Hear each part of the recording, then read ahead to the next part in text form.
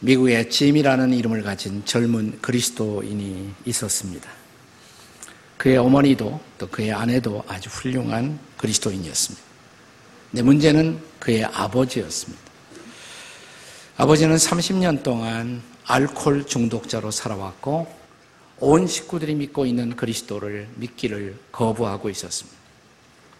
짐은 어머니, 아내와 함께 늘 기도하면서 아버지가 주님 앞에 돌아오기를, 그리고 알코올 중독에서 해방될 수 있기를 기도해 왔습니다.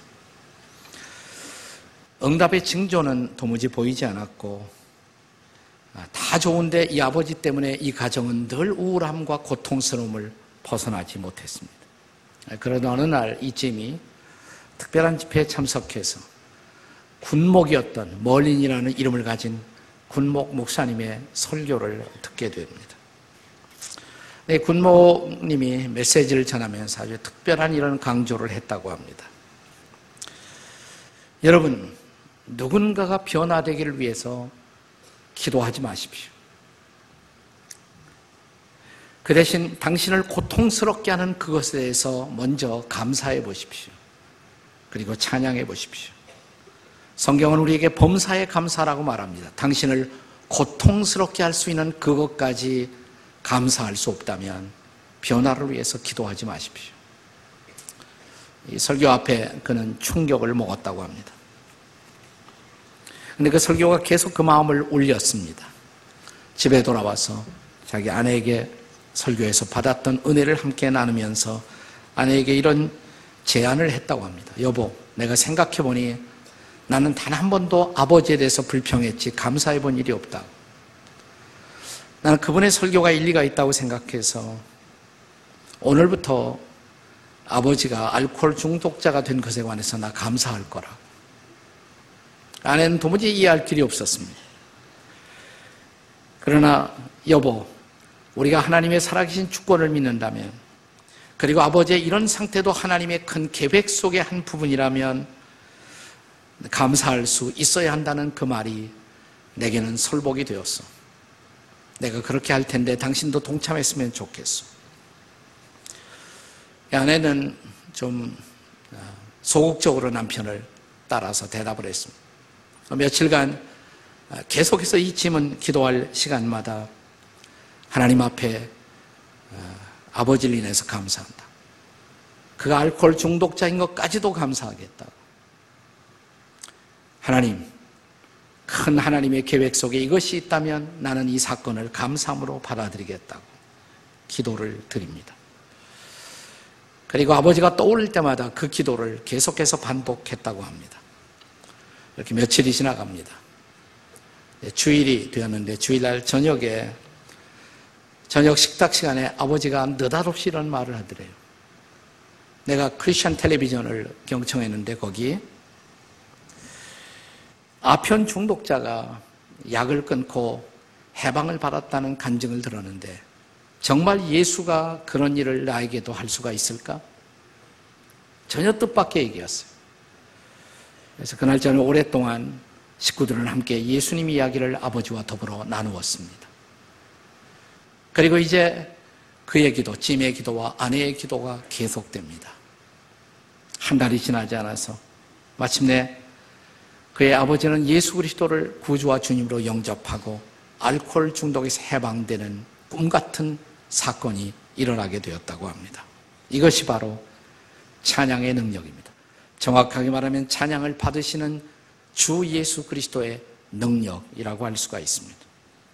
오늘 본문에 보면 이사야 선지자는 바벨론에 포로되었던 이스라엘 백성들에게 성령이 임하시면 하나님의 기름 부으신 부든 자에게 거룩한 영이 임하시면 그의 백성들이 슬픔의 옷을 벗어버리고 찬양의 옷을 입게 될 것이라고 선포합니다.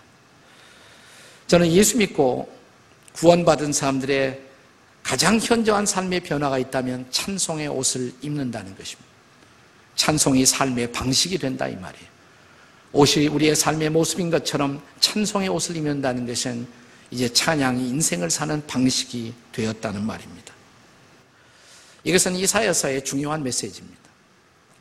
바벨론에 포로되었던 이스라엘 백성을 향해서 선포되는 위대한 찬양의 메시지입니다. 이사야 43장 21절을 읽어보십시오. 이 말씀을 통해서 이사야 선지자는 하나님을 찬양하는 주의 백성들의 모습이야말로 그들이 창조된 목적이다 이렇게 선언합니다. 같이 읽어요. 시작. 이 백성은 내가 나를 위하여 지었나니 나를 찬송하게 하려 합니다. 우리가 창조된 피조된 목적이 바로 주님을 찬양하기 위해서 우리는 존재한다는 말입니다. 이 메시지는 계속됩니다. 오늘 본문은 이사야 61장입니다만 61장에 들어가기 직전에 이사야 60장에서 회복된 이스라엘의 모습, 그들이 하나님의 은혜를 경험하고 회복되었을 때의 놀라운 모습을 이렇게 증언하고 있습니다. 이사야 60장 18절의 말씀입니다. 같이 읽겠습니다. 시작. 다시는 강포한 일이 내 땅에 들리지 아니할 것이요 황폐와 파멸이 내 국경 안에 다시 없을 것이라. 네가 내 성벽을 구원이라 내 성문을 찬송이라 부를 것이라. 회복된 이스라엘, 성벽은 구원이라고 불리워지게 될 것이고 성문은 찬송이라고. 회복된 이스라엘의 모습을 찬양이라는 상징적인 언어로 부르고 있는 모습을 볼 수가 있습니다. 여기서 찬송은 회복을 향한 하나님의 사역으로 나타나 있습니다. 찬양이 사역이라는 것을 아십니까? 찬송, 찬양이라는 것은 어떤 의미에서 하나님의 회복의 사역일 수가 있을까요? 본문은 첫째로 찬송은 전도 사역이라는 것을 우리에게 가르칩니다. 찬송은 전도 사역입니다. 한번 따라서 해보세요. 옆에 사람 보시면서 찬송은 전도 사역입니다. 시작. 찬송은 전도 사역입니다. 오늘의 본문에서 이사야 선지자는 메시아 되신 예수께서 이 땅에 오신 미션, 그 미션의 핵심이 뭔가? 아름다운 복음을 전하기 위해서 오셨다는 것입니다. 1절과 2절을 다시 한번 보겠습니다. 같이 읽습니다. 시작. 주 여호와의 영이 내게 내리셨으니 이는 여호와께서 내게 기름을 부으사 가난한 자에게 아름다운 소식을 전하게 하려 하십니다. 나를 보내사 마음이 상한 자를 고치며 포로된 자에게 자유를, 갇힌 자에게 노임을 선포하며 2절 여호와의 은혜의 해와 우리 하나님의 보복의 날을 선포하려 하십니다. 여기 반복되는 단어가 뭐예요? 선포하려 하십니다. 아름다운 소식을 전하고 그 복음을 선포하게 하려 함이라 했습니다. 마음이 상한 자들, 포로된 자들, 갇힌 자들에게 아름다운 소식을 전하기 위해서 그가 오셨다는 것입니다. 이것은 그때만 필요한 메시지일까요? 지금 이 땅에서 삶을 살고 있는 이 삶의 한복판에 우리 주변에서도 마음이 상한 자들, 그리고 마음이 닫혀있는 사람들, 갇혀있는 사람들 얼마나 많이 있습니까? 그들에게 이 소식이, 아름다운 소식이 필요하지 않은가요? 그런데 오늘 본문은 이런 아름다운 소식을 전하는 가장 효율적인 방편의 하나가 찬송이라는 것입니다. 여러분, 전도하고 싶으면, 그리고 전도가 내가 서투르다고 아직도 느끼면 찬양하시면 돼요. 아픈 분들에게 전도하고 싶어요? 가서 찬양을 불러주세요. 그것이 바로 전도가 될 수가 있어요. 찬송에 바로 복음의 메시지가 거기에 실려 있지 않습니까? 이사야 말씀과 함께 시편에도 계속적으로 찬양이 얼마나 복음의 효율적인 툴이 될 수가 있는 것인가를 성경은 증언합니다. 시편 96편 2절을 한번 보도록 하겠습니다. 같이 읽습니다. 시작. 여호와께 노래하며 그의 이름을 송축하며 그의 구원을 날마다 전파할지어다. 하나님을 노래하면서 구원을 전파하라. 노래가, 찬양이 바로 전파의 방편이 될 수가 있다는 것입니다. 제가 종종 소개하는 전라남도 신안군의 정도 이야기를 기억하십니까? 이 신안군은 우리나라에서 복음화가 가장 많이 촉진된 지역입니다. 한 65%가 크리스찬으로 통계가 나오고 있어요. 근데 그 중에 정도는 90%가 그리스도인입니다. 물론 섬에 많은 사람들이 사는 것은 아니지만 90%가 그리스도인. 우리나라에서 가장 복음화된 섬, 별명이 천국의 섬입니다. 천사의 섬이라는 별명도 있지만 또 하나의 별명이 천국의 섬입니다. 아름다운 청정지역, 유네스코가 지정한 슬로우 시티, 아주 아름다운 섬이죠. 그런데 이 섬이 이렇게 아름다운 섬으로 변모된 그 한복판에 사람들의 마음을 두드리는 아름다운 이야기는 한 여성 전도자 문준경이라는 전도사님 때문입니다. 제가 몇 차례 정도를 방문하고 또 정도에 있는 분들을 위해서 집회도 인도했습니다만 보는 스크린의 지역은 문준경 전도사님 기념관이에요. 새롭게 오픈이 되었습니다. 마을의 한복판에 기념관이 자리 잡고 있습니다. 제가 거기서 집회를 하면서 문준경 전도사님을 기억하는 분들이 아직도 계세요. 그분들에게 당신이 만난 문 전도사님을 어떤 분으로 기억하시나요? 몇 분이 저에게 똑같은 대답을 해요. 그분의 찬송 소리가 지금도 귓전에 맴돌아요. 안정환 씨라는 분이 한 얘기를 잊을 수가 없습니다. 이분이 이렇게 말합니다. 문 전도사님은 너무너무 고우시고요. 목소리가 꾀꼬리 같으셨어요. 그분의 찬양을 듣고 있으면 모든 문제가 다 해결돼요. 그분은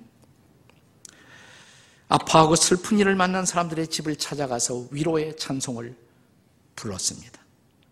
기쁜 일을 만난 집에 가서는 축복의 찬송을, 죽음을 경험한 장례 집에 가서는 소망의 찬송을 부르셨습니다. 길을 지나면서 어린아이들을 만오면 모아놓고 그녀의 18번 찬송이었던 예수 사랑하심은 거룩하신 말일세. 우리들은 약하나 예수 권세 많도다.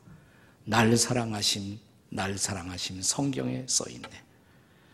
이 찬양 소리를 듣고 예수 그리스도를 영접하고 섬마을 어린이들은 꿈을 키웠습니다. 그 중에 오늘 한국교회를 만드는 중요한 리더들이 나왔습니다. CCC 학생운동 사역을 주도하신 김중권 목사님, 지금도 치유 사역을 통해서 영향을 끼치고 있는 정태기 목사님, 부흥사 이만신 목사님, 바로 문 전도사님의 찬양을 듣고 예수님을 영접하고 크리스천 리더로 자라오셨던 것입니다. 정태기 목사님이 저에게 이런 얘기를 해요. 문 전도사님이 이 섬에 오시기 전에 이 섬의 언어는, 정도 섬의 언어는 욕이었다고 합니다. 욕이 공식적인 언어였다고 그래요. 욕을 하지 않고 사람들은 말을 할 줄 몰랐다고 그래요.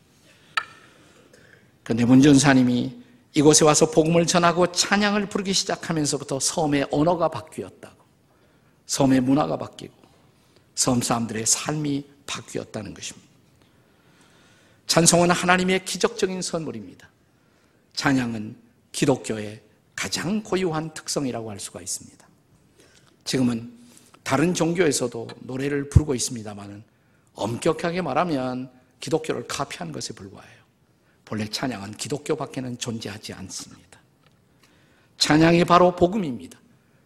그리고 찬양이 바로 전도의 사역이고 선교의 사역일 수 있다는 놀라운 사실입니다.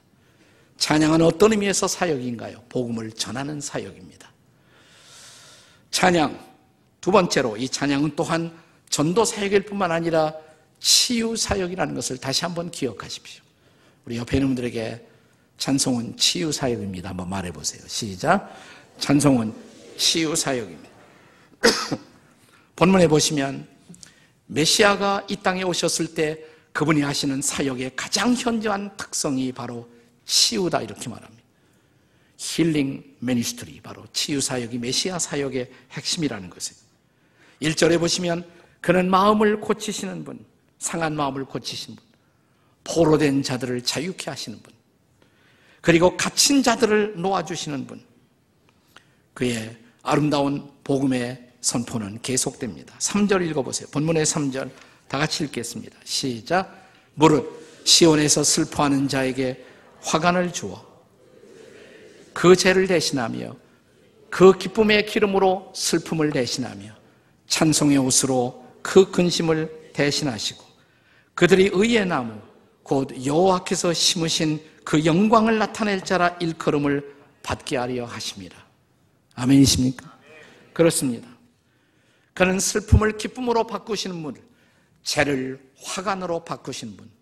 여러분, 불이 다 타버린 죄, 그것은 더 이상 희망이 남아있지 않은 모습입니다. 죄는 절망의 상징이고, 죄는 슬픔의 상징이고, 죄는 죽음의 상징입니다.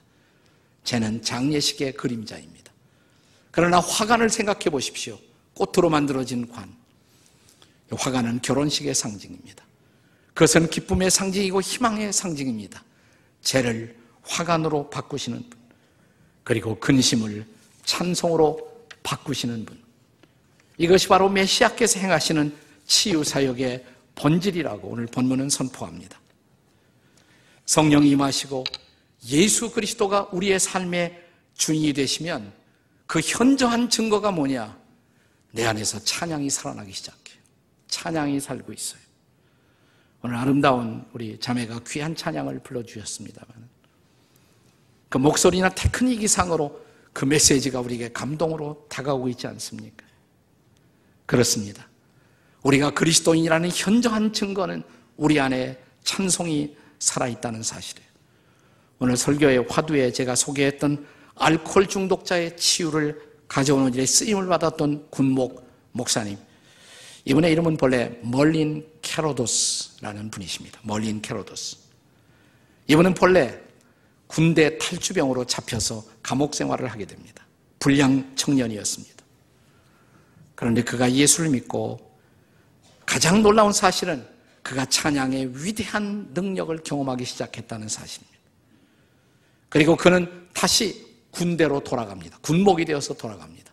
그리고 군인들에게 복음을 전하는 전도자로, 설교자로 쓰임을 받기 시작합니다. 근데 그의 메시지는 단 하나예요. 그것은 찬양의 능력이었습니다. 그가 책을 씁니다. 처음에 2권의 책을 썼습니다. 하나는 감옥 생활에서 찬송 생활로, 또 한 권의 책은 찬송 생활의 권능. 이 2권의 책은 다 우리 시대의 공전의 기독교 베스트셀러가 됩니다. 세계 53개국 언어로 번역되어 무려 1700만 부가 팔리면서 사람들의 마음에 치유를 불러일으키는 놀라운 도구가 되었습니다. 내용을 읽어보면 아무것도 없어요. 별거 아니에요. 그런데 이 별거 아닌 책이 놀라운 반향을 일으키는 것이에요. 간증입니다.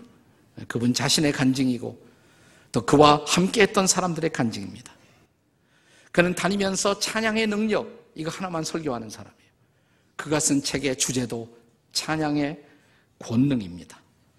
그가 이렇게 찬양을 강조하게 된 중요한 원인은 2개의 성경 구절 때문이라고 그는 이 책에서 말하고 있습니다. 2개의 말씀, 그의 생을, 삶을 바꾸었던, 그리고 그분을 통해서 수많은 사람들이 치유를 경험하게 만든 2개의 성경 말씀.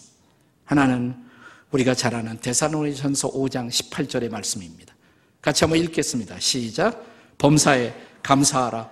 이는 그리스도 예수 안에서 너희를 향하신 하나님의 뜻이라. 범사에 모든 일에 감사하라고. 좋은 일뿐만 아니라 나쁜 일도 감사하라고. 이것이 하나님의 뜻, 하나님의 기대라고 말합니다. 또 하나 그의 생애를 바꾸었던 이 말씀과 함께 중요한 구절, 우리가 잘 아는 로마서 8장 28절입니다. 같이 읽습니다. 시작. 우리가 알거니와 하나님을 사랑하는 자 곧 그의 뜻대로 부르심을 입은 자들에게는 모든 것이 합력하여 선을 이루느니라. 믿으십니까 여러분? 어떻게 범사에 감사할 수가 있어요? 어떻게 고통스러운 일도 감사할 수가 있습니까? 여기 모든 것이 합력하여 선을 이루게 한다. 우리가 경험하는 악하고 고통스러운 일까지 하나님이 개입하셔서 그것을 선함을 이루어낼 수가 있다면, 그렇다면 감사할 수 있는 거죠. 그렇다면 범사에 감사할 수 있는 거예요. 그래서 그는 이제 다니면서 이 메시지를 외치기 시작합니다. 여러분의 고통스러운 일에 대해서 감사하라고, 여러분의 부끄러운 일에 대해서 감사하라고, 그것을 인해서 하나님을 찬양하라고. 한 가지 주의를 줍니다. 그것은 뭐냐면, 그런 좋은 결과를 가져오기 위해서 감사하고 그 결과를 가져오기 위해서만 찬양해서는 안 된다고. 그것은 찬송을 거래로 추락시키는 거라고. 찬송은 거래가 아니라는 것입니다. 현재 모습 그대로를 인해서 감사하라는 것입니다. 이것도 하나님의 커다란 주권적 계획 안에 있으며 하나님이 고통스러운 사건 속에도 개입하고 일하고 계시다면 그 사건 자체를 인해서도 감사하라고, 결과와 상관없이 감사하라고, 찬양하라고. 그러면 하나님이 역사할 거라고. 자, 이 메시지를 받은 수많은 사람들이 그 치유의 위대한 변화를 경험하게 되는 것입니다. 어느 날 장교 후보생 한 사람이 머린 캐로도스 목사님을 찾아왔습니다. 목사님, 제 아내가 느닷없이 저에게 이혼을 요구하고 있습니다. 어떻게 할지 모르겠어요. 제 아내가 이혼하면 저는 이제 더 이상 이 장교 생활도 할 수가 없습니다. 그때 머릴 목사는 그를 바라보면서 이렇게 말합니다. 그러면 지금 나와 함께 무릎을 꿇고 당신의 아내가 이혼을 요구하는 것에 대해서 감사할 수가 있습니까? 아니, 목사님, 그걸 어떻게 감사할 수가 있어요? 당신은 하나님을 믿습니까? 아, 믿지요. 하나님의 말씀인 성경을 믿으십니까? 믿지요. 성경의 범사에 감사라고 하는 말씀을 믿으시나요? 그 범사는 지금 자네가 경험하고 있는 이 사건, 아내가 이혼을 요구하는 것도 포함되어 있지 않다고 생각해요. 그리고 이 모든 것을 합력해서 선을 이루게 하신다는 하나님의 계획을 믿으시나요? 믿지요. 그러면 그것도 감사할 수 있어야죠. 그리고 함께 엎드립니다. 그리고 입으로 그것을 감사로 표현합니다. 주님, 제가 아내가 이혼을 청하는 것에 관해서 감사를 드리겠습니다. 저는 아직도 이해하지 못하지만 범사에 감사라는 말씀을 따라 감사를 드립니다. 이 기도를 드린 그를 격려하면서 머린 목사님은 이 기도를 계속하십시오. 당신 아내가 떠오를 때마다, 고통스러울 때마다 이 기도를 계속하십시오. 그는 그 기도를 계속하게 됩니다. 근데 기도를 계속하면서 이상한 변화가 일어나요. 정말 하나님이 이 모든 일을 아신다면, 그리고 이 모든 일 속에 하나님 개입하고 역사할 수 있다면, 하나님이 여기서도 선을 이룰 수 있다면, 그러면 감사할 수가 있지 않는가. 처음에는 실감이 나지 않았지만 감사하는 마음이 그 마음을 자리 잡기 시작합니다. 그러면서 놀랍게도 마음속에서 원망이 떠나더래요. 하나님을 향한 감사가 생기고 아내를 미워했던 마음도 떠나기 시작합니다. 그리고 정말 이 기도를 진심으로 하기 시작했습니다. 하나님, 제 아내가 이혼을 요청한 사실까지도 감사를 드립니다. 그가 이 기도를 드린 그날 밤 아내에게서 전화가 왔어요.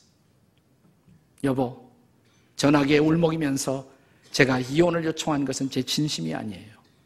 저를 용서해 주세요. 우리 다시 합해요. 이것이 바로 그는 찬양의 능력이라고 말합니다. 그리고 찬양을 통한 치유의 능력이라고 말합니다.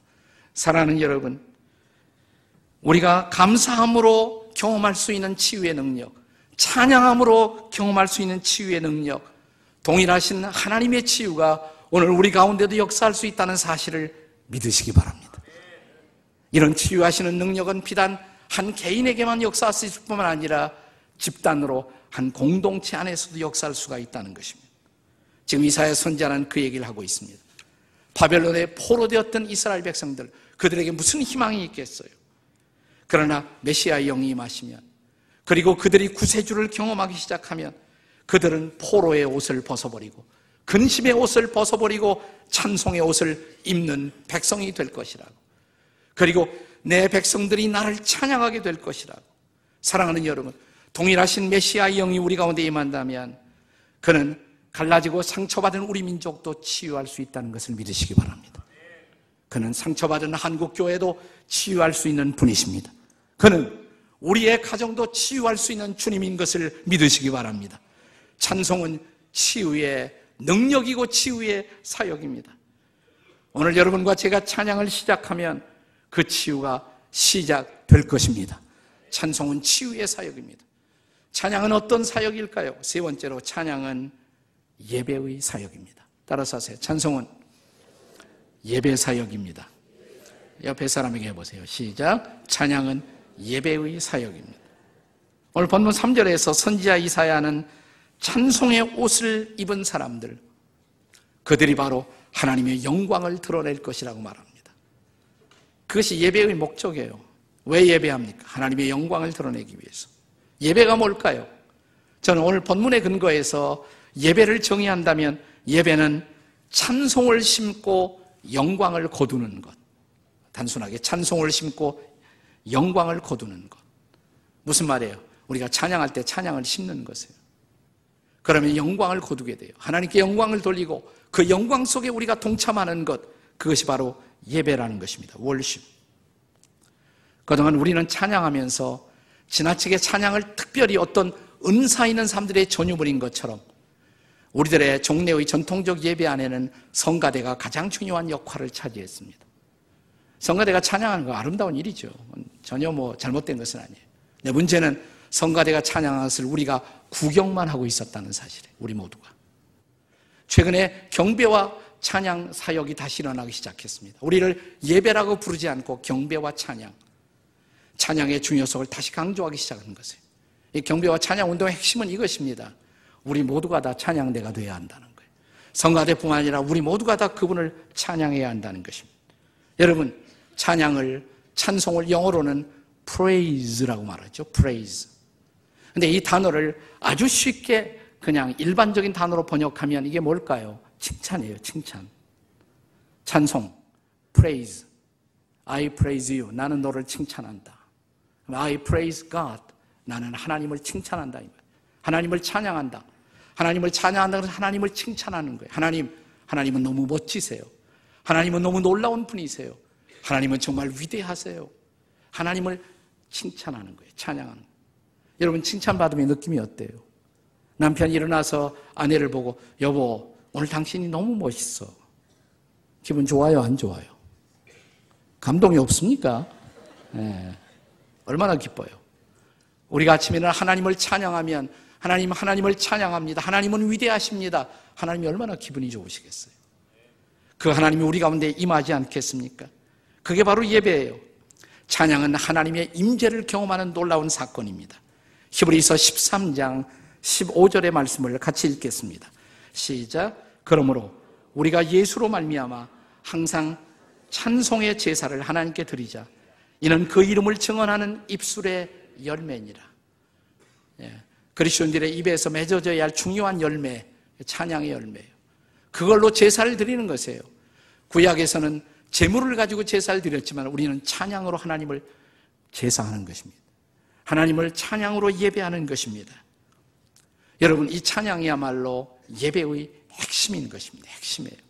우리가 요한계시록 4장과 5장에 보면 천국 예배의 광경을 보여주고 있습니다. 천국 예배, 어떤 예배일까요? 근데 계시록 4장, 5장에 보면 천국 예배의 모두를 차지하는 것이 찬양이에요. 천국 예배는 찬양으로 이루어져 있습니다. 신기하게 거기에 설교가 없어요. 사랑하는 여러분, 우리가 하나님의 충만한 임재를 경험할 수가 있다면 설교가 또 필요하겠어요. 거기서 내가 하나님을 경험하고 하나님과 함께 있는데 말이죠. 여러분, 찬송만으로도 하나님을 예배할 수가 있다는 것을 아십니까? 설교가 안 중요하다는 얘기는 아니에요. 설교라는 것은 말씀으로 하나님의 음성을 듣는 것입니다. 그러나 찬양은 하나님의 존재 그 자체를 영화롭게 하고 높이는 것입니다. 하나님을 높일 마음이 없는 사람들에게 하나님의 음성이 들려올까요? 설교 이상으로 예배에서 중요한 것은 찬양이에요. 그런데 설교 시간에 움직이지 않던 사람들이 설교 끝나고 찬양하면 나가요. 여러분이 어떤 사람을 항상 당신은 참 아름다우시다고 막 얘기하고 있는데 나가버리면 어떻게 느끼십니까? 찬송이 예배의 핵심이라는 사실을 아셔야 합니다. 여러분, 구약 성경에 보시면 희한한 전투 하나가 묘사되고 있습니다. 역대하 20장에 보시면 모압과 암몬 백성들이 유대 나라를 쳐들어옵니다. 유대는 이 침략에 대한 준비가 되어 있지 않았어요. 여호사밧 왕이 벌벌 떠면서 하나님, 이제는 하나님만 바라보고 있습니다. 우리를 좀 도와주십시오. 하나님이 그 기도를 들으셨어요. 그리고 하나님의 영이 임하셨습니다. 근데 여호사밧 왕에게 말씀한 것이 아니라 우리가 역대하 20장에 보시면 거기에 야하시엘이라는 사람에게 하나님의 영이 임합니다. 그는 아삽의 후손이었다 이렇게 말합니다. 아삽은 뭐냐면 하나님을 찬양하는 사람이었어요. 하나님을 찬양하고 찬양의 소중함을 알고 있었던 사람에게 성령이 임하셔서 이스라엘 백성들이 해야 할 바를 가르칩니다. 뭐냐면 가서 왕에게 이렇게 말하라고, 성가대를 조직하라고, 그리고 이 전투의 맨 앞에 그들을 세우라고, 그리고 하나님을 찬양하라고, 하나님의 위대함과 높이심을 찬양하고 감사하라고, 그러면서 이렇게 말합니다. 이 싸움은 그대들의 싸움이 아니라 이 전쟁은 내게 속한 것이라고, 여호와께 속한 것이라고. 너희들이 할 일은 찬양하고 감사하면 내가 이 싸움을 대신 싸워주겠다고. 그래서 그들이 찬양하기 시작합니다. 감사하기 시작합니다. 그랬더니 적 가운데 자중질환이 일어나요. 적들이 무너지고 그들은 신기하고 놀라운 승리를 거둡니다. 사랑하는 여러분, 이런 싸움이 오늘날도 일어날 수 있다는 것을 아십니까? 사실 우리가 고단한 인생을 그리스도인이라고 하면서 구원받고 예수님을 마음에 모시고 살고 있는 그리스도인이라고 하면서 우리의 삶이 무력한 이유 중에 하나, 인생의 싸움을 다 우리 힘만으로 싸우려고 하니까. 예수 믿는다고 하면서도 그냥 내 힘으로만 싸우는 것이에요. 그러나 찬양한다는 것은 어떤 의미가 있어요? 감사한다는 것은 그 하나님에 대한 주권에 대한 전폭적인 신뢰란 말이죠. 어떤 상황이 발생하든 이 모든 상황과 환경에 대한 하나님의 절대적 주권, 지금 나를 고통스럽게 하는 이 사건도 하나님의 놀라운 계획 안에 있다면 저는 하나님을 찬양하겠습니다. 하나님을 신뢰합니다. 하나님 감사합니다. 우리가 할 일은 찬양하고 감사하는 일이에요. 그러면 그 싸움은 내가 대신 싸워주겠다. 우리가 할 일은 찬양하고 감사하면 주님이 저와 여러분의 삶을 책임져 주신다는 것입니다. 그때부터 기적은 시작될 것입니다. 놀라운 일이 일어날 것입니다. 여러분과 저의 인생 속에 이 찬양의 놀라운 은혜가, 그리고 감사의 은혜가 일어나고 있습니까?